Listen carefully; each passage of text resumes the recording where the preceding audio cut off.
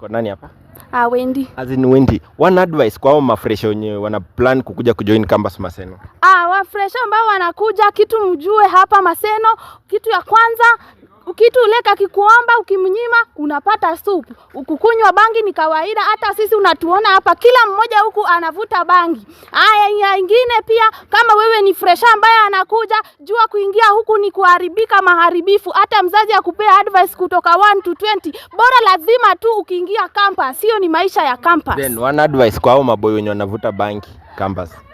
Bangi kila mmoja anavuta. Kuvuta bangi si shida, bora tu umepata kabangi kako umekavuta. Bangi inasaidia, hata ukimeza bangi ukienda exam room inakufungua akili. Sincerely speaking. Then one advice kwa hao madem wenye wamesema saini vai panty ni free nation.